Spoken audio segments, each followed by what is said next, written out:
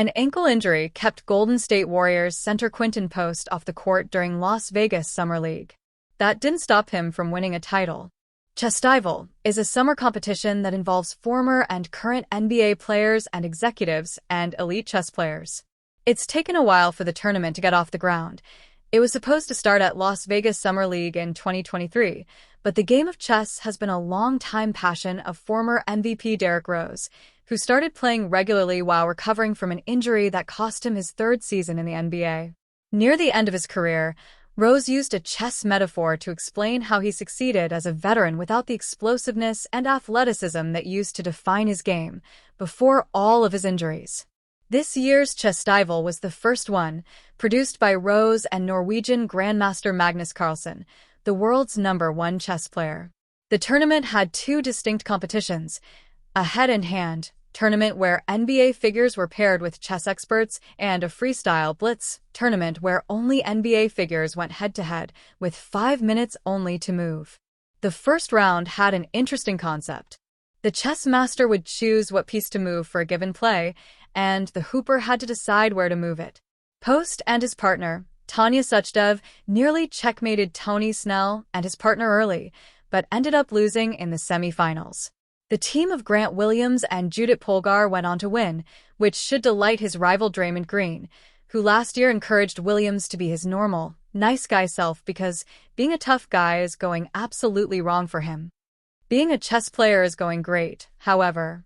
Post won the second half of the competition by going 4-0-1, with his only draw coming against Williams. He got revenge against Snell, beat fellow 2024 second-rounder Harrison Ingram of the San Antonio Spurs and Philadelphia 76ers team president Daryl Morey, whose biggest mistake was giving one of his injury-prone bishops a 4-year maximum contract. Post also beat former and possibly future teammate De'Anthony Melton. By all accounts, Post knows what he's doing on the chessboard. He set up his checkmate of Snell by sacrificing a rook, which is also what Steve Kerr does any time a first-year player makes a mistake. He also wore a checkered shirt, proving that he knows what chessboard looks like. Some NBA centers are playing checkers, but Post is playing chess out there. Perhaps blitz chess would be a good litmus test for the Warriors to see how players could fit in Kerr's complicated system. Melton is a chess player, after all. There aren't many search results for Kelly Oubre plus chess. The Warriors had a great deal of success when chess aficionado Klay Thompson was on the team and even invited Carlsen to a Western Conference Finals game in 2018. Thompson didn't have to start dating Megan Thee Stallion for the world to start getting impressed by his mates.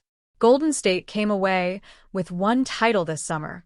Now it's time for them, like Post, to start figuring out what to do with their pieces. As the NBA offseason has died down with many of the top free agents already singing new deals and the 2025 Las Vegas Summer League coming to an end, there's been one headline dominating the league. That would be the ongoing saga between Jonathan Kuminga and the Golden State Warriors as the two sides continue to work on Kuminga's next step of his career.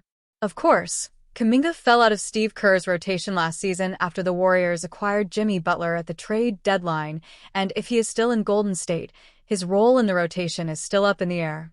Because of this, many around the league believe that the young forward will elect to move on from Golden State this summer, but he is taking his time in making a final decision.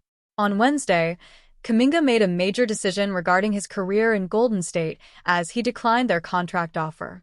According to ESPN's Shams Charania and Anthony Slater, Kuminga turned down the Warriors' 2-year, $45 million contract offer. This is not a major surprise as NBA insider Mark Stein reported on Tuesday that Kuminga is seeking a contract that will pay him $30 million per season.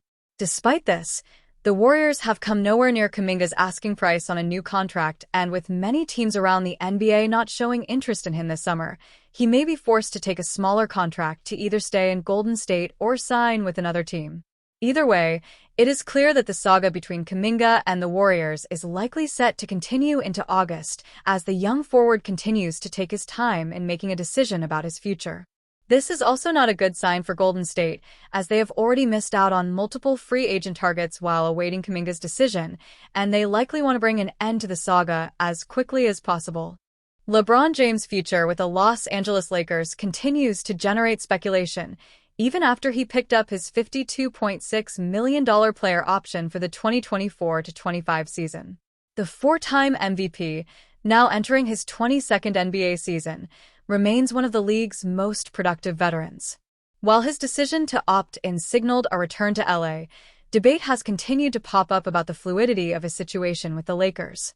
Last season, James averaged 24.4 points, 7.8 rebounds, and 8.2 assists while shooting 51.3% from the field in 70 games, proving he remains a key contributor despite turning 40.